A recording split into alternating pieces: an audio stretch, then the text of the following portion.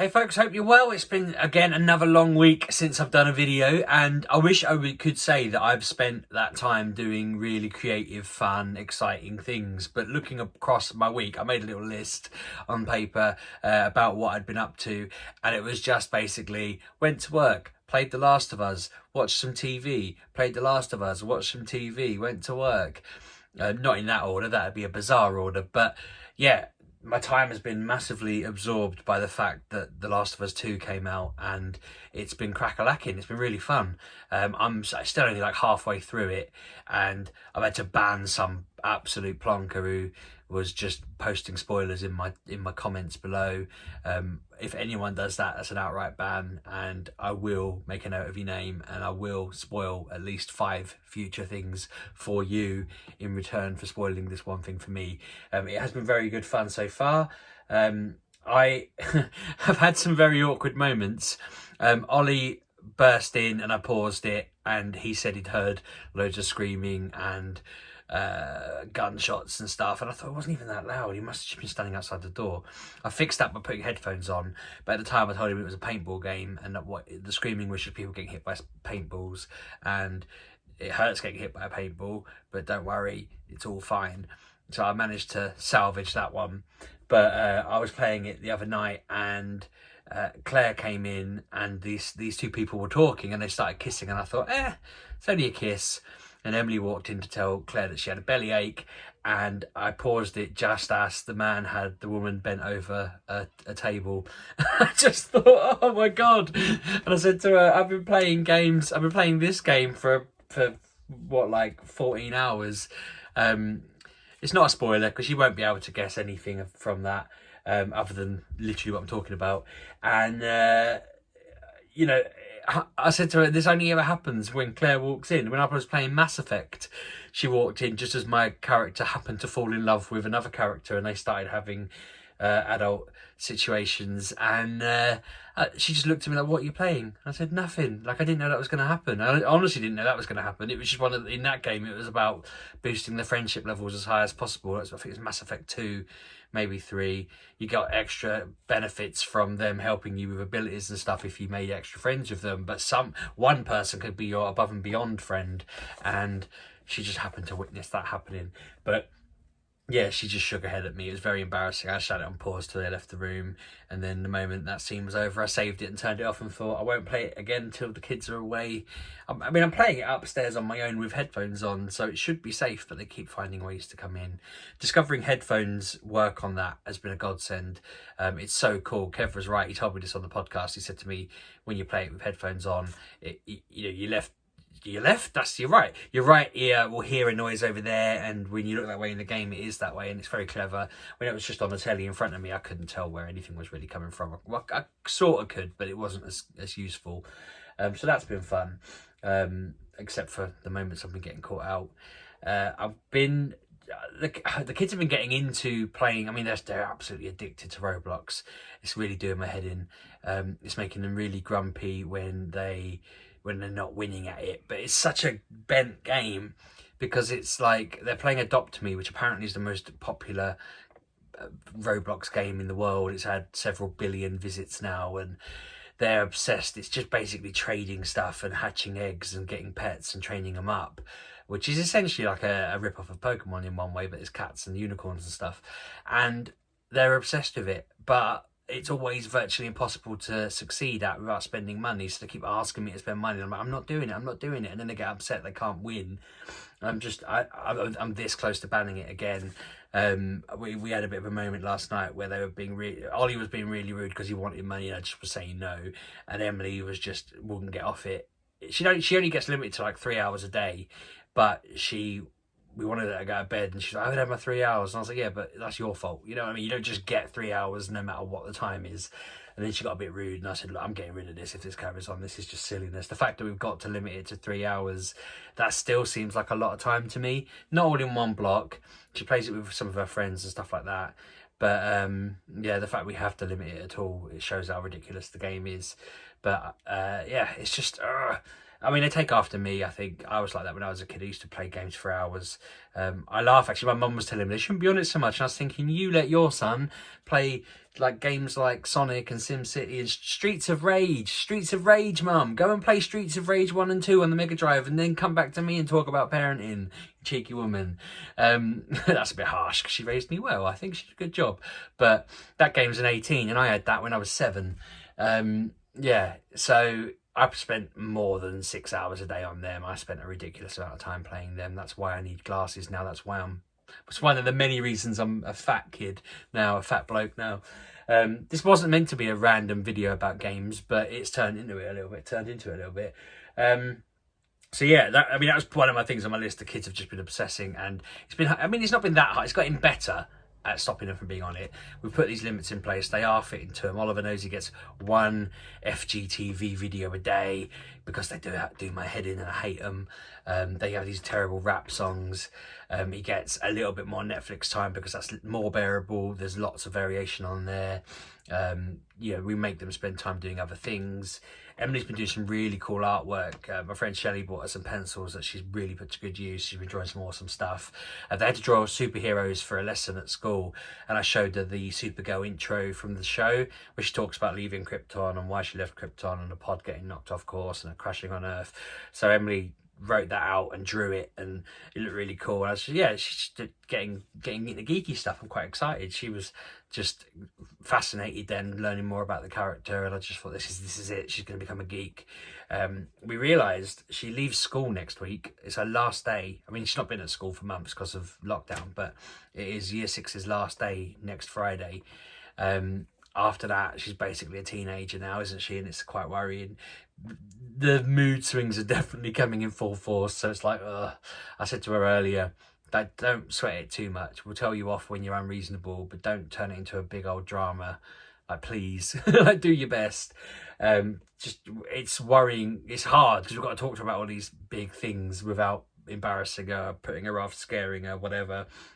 I keep joking when Ben's doing her wedding now. I'm like, just wait till you're 25 to have kids. That's the thing. Don't have kids till you're 25. I mean, which is a hypocrite thing to say because I was like 21 when we had her. I think 21, 22. We'd already met, settled down, we're engaged, living in a house, planning our family life and all of this. And we decided we wanted to have a kid because we're slightly mad. We thought we'd do it because we were ready to do it. But I said to her, don't rush, just get on with your life, go to uni, work hard. I think she agreed. Ben's hard work. Ben's been the perfect tonic for teaching her how hard it is to have kids up front, which has been quite funny. But yeah, she's very disappointed, I think, that she's literally just not seeing her teacher again now.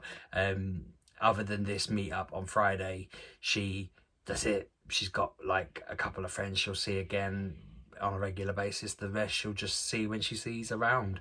I've talked to her about it a little bit. I don't want to overdo it. I don't want to labour it. I don't want to bring it up too many times, but I want to check she's okay and that she kind of has processed the fact that she won't be in the same class as these people. I have also told her that, there's like 20 of them going to a school that has like 2 forms per house and like 5 houses or whatever. So there's only going to be like 2 of them per form at least on average.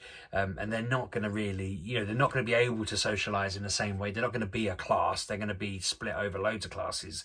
They're all going to go separate ways and have separate friends. So it's not, just because they're at the same place doesn't mean that anything is going to be normal for them either. She was telling me quite a lot of them are going to just, like, one kid's going to a school, one kid's going to school. She sees it as she's not as bad as them. I don't know if I said on the video, but we got an email. I might have already said this, sorry if I have, but we got an email saying, this is your form tutor. And her friend text, I think I have said this, I said, what form are you in? And they're in the same house. And she was just like, what form tutor are you in? And her friend wasn't responding. And then her friend responded and they're in the same form. So she jumped for joy. She was so excited. It was really nice. It was the most uplifting thing I've seen all month. Just all lockdown. She just jumped. She's like, yes.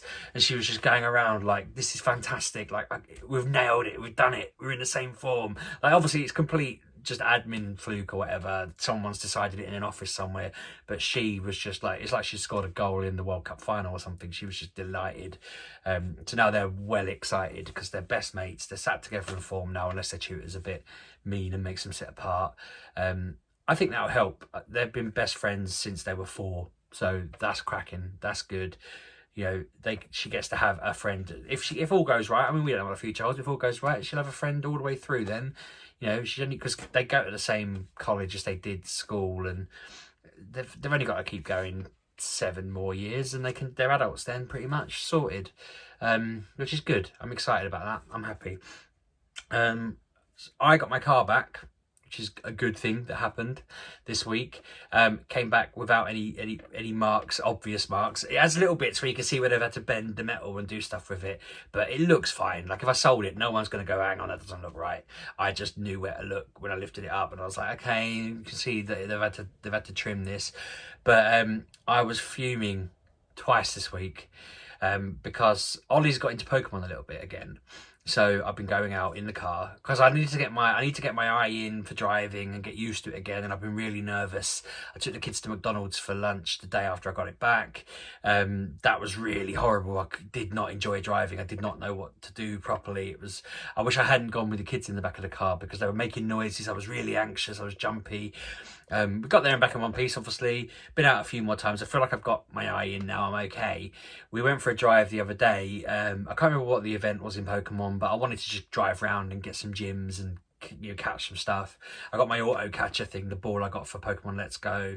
That came with a Mew in it. It links up to Pokemon Go, so I can just drive around with it dangling off of my part of my car, and it will spin the stops for me. So Claire can be catching for me if I wanted to, or I'll pull up and I'll catch what's around.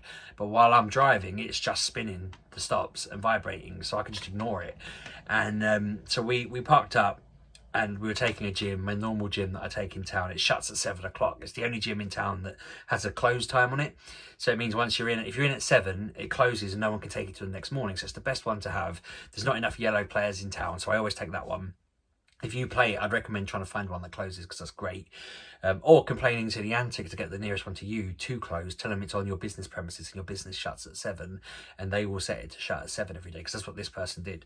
Anyway, I'm parked up, and it's a completely legal place to park. It was the right place to park. I mean, Claire was dubious about it. She was like, I'm not sure whether we should have. And I said, no, there's no lines, there's no signs, there's no rules, there's nothing wrong. There was like a big long parking bay to the right that cars do park in, and I wasn't blocking that. I wasn't blocking this guy, and this guy reversed out of it, and I sort of said to Claire, I feel like I need to move because we were about to get hit. And she sort of looked back as I looked back, and this guy just reversed straight into the back of the car. And I just thought, I probably should have just moved, because I saw it coming a mile away. But he just slowly reversing, and then just went bump. And I just looked at Claire like, I was joking. I can't believe he actually did that. So I literally opened the door and got out of the car, and he just drove off. Couldn't believe it. He just drove off into the distance, and he must have known he'd done it. I didn't get his number plate because I was just livid. So I was looking at the car. There's not a mark on it. It's not a scratch or anything. It's probably bumper to bumper. It probably felt worse inside the car than it actually was. They probably just touched. But, I mean, Emily didn't even notice it happened. She was just on her phone texting her mate, and she didn't know what I was raging about. But I was raging then for the next sort of 10 minutes. I felt so annoyed, and it made me more anxious because I felt like something else was going to happen and all of this. So then we went home, all good. Next day, went out again to play Pokemon, driving around with Ollie. And there's this other bit in Deeping where it's like a nice little, there's all these trees over, there's a bench, and you can sit in front of a river and feed swans or whatever. We weren't doing that. We were sat in the car because it was a bit wet, and it's opposite an old folks home, and it's a nice wide road. You can fit 2 cars down it while there's cars parked, and again there's car parking bays all the way along this road, so you are allowed to park there. It's a completely legitimate parking spot. It was all fine. And I'm sat there, we're catching Pokemon. We had there's 2 stops, so they were lured, and I was just catching what was appearing. There's a quest on the moment, you got to try and do 50 excellent throws in a row, and I was on like 20 or something. And so I'm just sat there chatting away to Ollie, and I can't remember what he's talking absolute nonsense about something. It was completely trivial conversation. We were just back and forth about it, and suddenly, like, I'm leaning, and there was just this massive bang, this massive pop, and this car had like driven past, and their wing mirror had just hit mine, made me jump a bloody mile. I thought something massive had happened. It was so loud. And I just saw this black lump just go flying across and bounce along down the road. And I just looked back at Oliver, like, are you okay? And then he was like, what the hell happened? He said, what the hell happened? He said, what happened there? And I was like, I have no idea. And I'm looking at my wing mirror thinking, well, it looks fine. So I got out of the car again. I had to check no one was driving, because if I'd got out too far, I would have been in the middle of the road. And I'm looking around, I'm looking at my car, and I'm thinking there's no marks on it again. So I went down the road and picked up this thing, and I was like, what the hell is this? And it looked like it was the cover of my wing mirror. So I'm walking back and I'm trying to put it on, and I'm like, well, the gap's here, and if I put it upside down, it's too low. If I put it that way around, it's on the wrong side. And I'm like faffing around with it, and I'm like, this isn't, it was like a slightly lighter version of my car's colour, so it's like a greeny grey, and my car's sort of darky grey. And I was just like, this isn't from my car. But I was like trying to fit it on anyway, looking around, making sure I hadn't misunderstood what part it was from. And looking at it, there isn't a mark. There isn't anything there. Nothing fell off it. It must have come off their car. But it doesn't make any sense, because if my car's there and they come hitting it like that, they must have hit it, and the bit here must have flown off. But I would have thought it would have gone that way. I don't really understand the logistics. If you hit something like that, you don't hit and then your bit fly off. It would fall off. But it's, yeah, so I was convinced then that I just missed whatever damage had happened. I was looking around thinking, I have just missed whatever it is that's happened to the car. I'm going to get home and Claire's going to be like, what the hell? You're missing a wheel. And I'm going to just have completely missed that. But she had a look and there's no mark on it. So I've had 2 very, very close calls. I said to her, maybe I need to stop driving around playing Pokemon, but I didn't. The next day I just went to car parks and parked in them and made sure that I was completely unavoidably safe. I also did park at the gym that closes, because it was like 10 minutes before it shut. But I was there just looking around constantly thinking, if any cars start reversing, I'm just going to drive off. I look really suspicious when I floor it. But yeah, I couldn't believe it. The people at Deeping are just bumheads for driving. They're absolutely awful. And yeah, I'm just furious that twice it's happened, which means it's going to happen a third time, because things always happen in threes. So that's my big, I put car hit twice as my big capital letters reminder on here. I have had a call. I messaged the lady from Radio Cambridgeshire saying, I've not heard from you about my radio interview. I was like, I wanted to know if it had been cancelled or whether they'd decided not to do it, because this is silly, but I was invited to do a talk about the leasehold scandal, and I sent all my details, filled out all their stuff, and then they never came back to me. And then I was asked if I wanted to be involved in some other thing around it, and that never happened. And then I was asked about something else, it never happened. And then she asked me about this with the noise with the neighbours, and then it never happened. And I thought, are they getting to a point where they do a quick background search and they go, oh, I'm not interviewing him? I was like, what's going on? Why do these people keep getting to the point where they've booked me in and then they never turn up? So I messaged her and said, this is happening. And she rang me and said, I'm so sorry. We put it on hold. We are going to do it, but we'd knocked it back a week. I thought you'd been told. They want me to do the call at 7:30 on Thursday. So they want me to just have a chat. They're going to get someone on from the local council or the police and just generally give advice. I was explaining to her that the noise hasn't been as much of a problem recently. It's been really bizarre. My voice has dipped a bit because I realised the window's open, but it still is a problem. They were out making noise until like 10:30 the other day while I was trying to put Ben to sleep at 8, and just the noise carried on and on and on. And yeah, it's an issue, but I think I've just got used to it enough that I'm not really angry and frustrated anymore. But she was like, do you want to come on? I was like, yeah, I'll do it. We've agreed that I'm going to go on there as Steve. I was going to go for Sheepdog, but I thought, no, that's too on the nose. Steve's my other nickname. I said, just call me Steve. I will respond to it without getting confused. If they wanted to just call me Bob or something, I'd be like, who's Bob? But calling me Steve, I'll actually respond to that. But I can deny all knowledge if the neighbours happen to ask me. Although I don't think I would. I think I would just say, yeah, you're noisy. But that's interesting. That's a new update on that. She also she got in touch with our local council, who told me to fill out some form, but their advice starts with go and talk to them. And my point is, I don't want to out myself to them as the person who's frustrated. I'd rather it just be dealt with without them particularly knowing. And if they want to threat and guess it's us, fine, but they're not going to confront me without knowing it's me. And I don't want to have confrontation. I just want it to be the job's done, no one's angry. Do you know what I mean? It's like, yeah, if it just stops, I don't care. I'm quite laid back. I don't want them to be asked and they carry on, and then you know they're doing it to spite me. So that's my logic. But I'll see what the council say to that, because I feel like if they just sent a note saying a few of your neighbours have complained, a few could be me, Claire, Emily and Oliver. Do you know what I mean? just the wording, isn't it?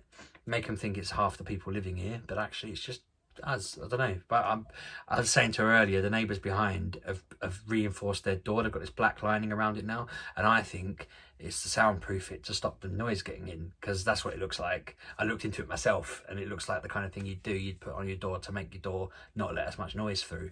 So I think that's their drastic measure, and maybe we need to do that. But yeah, the lady on the radio loved that. She was like, yeah, mention that. They've had to actually buy a door to stop the noise. I was like, yes, it is frustrating. But yeah, I'll let you know how that goes. If it's a link online I can share, that'd be funny. I'll do that. It'd be fun. But I don't know what to expect. I'm glad it's in the evening and not the morning, because I feel like I'll be able to. I can't think of the right word. I'll be more coherent. I will be less flustered, and I'll know what I'm saying a bit more, because I'll have had a running of an entire day to think about it. But then also I know what I'm like. I'll get anxious and start fluffing my words or something. It'll be fine. I don't really care if it doesn't. You know, if I go on there and I accidentally freeze up and don't talk, they just won't use it. It's not the end of the world. Do you know what I mean? I'll just apologise and say sorry. I haven't been on the radio in a while, or in this way, or whatever. Who cares? So yeah, that is it. That is everything. I recorded this really early tonight, so you should see it out early if YouTube don't play up. I realised earlier today that I could just record vlogs after work, between the gap of work and dinner, and it's just done. I've you know, all my other stuff I have to do in the evening is sorted. I don't have to juggle it all. So when I get to some sort of life where I have stuff to talk about more regularly, I'm just going to do that. I will do live ones now and again as well, but I just thought I don't want to keep jumping into spur of the moment live ones where I don't give anyone any notice and you all kind of have to try and turn up if you can. It's not really fair.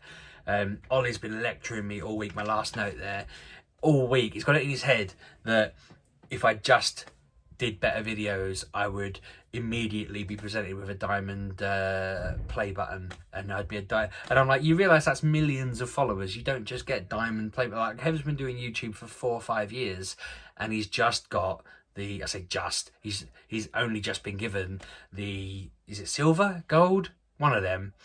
I was like, that's been an incredible amount of work, and it's an incredible achievement. You know, you don't just get a diamond one. But Ollie was like, no, but you need to start making good videos. He was like, he's got it in his head that the videos with him and Emily on would get loads of followers, which I know is just his way of saying he wants to be on the videos. But he was like, you need to do more fun. But I said to him, I don't want to. He was like, let's just play hide and seek. And I was like, no one wants to watch us play hide and seek. That's not going to get us a diamond video, Ollie. But, you know, at least he's giving me ideas. He will throw out an idea eventually that's good, but he makes me laugh because he was just like, we should all film last one to do such and such wins everyone else's money. And I was like, you're the only one who would win that. We've already got the money. Like, if he's the last one, he gets all my money. I'm screwed. But, yeah, he is coming up with plans. Unfortunately, they're plans that a 7-year-old boy would want to watch and not the kind of people who want to watch me. So, yeah, we're screwed there. But he has been on me all week about this bloody diamond play button, which is a little bit of a confidence dent because he keeps saying that I'm not very good. Like, shut up. It's not really a confidence dent, but it's not very yeah, it's not particularly nice having someone tell you over and over again, bless him. I just you know, zone him out. It's fine. So yeah, that's your lot. I'm gonna stop there. I can't think what else we've got going on this week, especially. It's getting pretty noisy in the background. I think Ollie's having an argument with someone. They've all been really good, other than little bits like that. You know, we're in this pattern now. I can't believe it's the school holidays in a week. I sort of said to Emily, "Oh, are you excited about your 6 weeks off?" Like, being ironic because she's already had 12 weeks off or whatever the hell it is now, 110 days off, and she's got another 6 weeks guaranteed. So at least she won't have to go through the motions of doing maths and English and stuff, and I won't have to feel bad when Ollie hasn't written something that day or that week. You know, it'll be nice. They can just be off. They're excited because they heard this annoying bloody news article thing that was going around the other day about the government giving everyone money. They overheard that, and now they're like convinced that the government are going to give them 250 quid each to spend. I think that's just a Daily Mail rumour, but I did say to him, it won't be on toys and stuff. It'll be on something really, boring to them. Fun to me and Claire, no doubt. But I sort of said to him, A, it's not going to happen, surely. And B, it's not going to be fun. They'll end up with school supplies or something. I don't know. But yeah, they've just got it in their little heads that they just heard the news and they're like, oh, we're going to be rich. I did say to him, no, it goes to the parents. It's just all of the people in the house. I'm going to spend it on a PlayStation 5, but I'm not, obviously. But, well, I might. If I can, I will, but who knows? I don't think it's going to happen. But, yeah, they've just been getting on with it. It's just been lockdown. Let me know how your lives are going, because mine's been very monotonous, and other than the stuff I've talked about there, I don't know if that's a normal amount of stuff happening, or whether that's mad, or whether that's like your lives have all been insane comparatively and I'm living the quiet life. I can't tell anymore. My expectations of weirdness and drama and madness are really out of kilter. I find to me that's quite a neutral week, but I did have my car hit twice, so that's probably not that normal. Yeah, let me know how your month's gone, because I don't know, I've not spoken to a lot of you in ages. But yeah, thanks for watching. I'll see you soon. Cheers. Bye.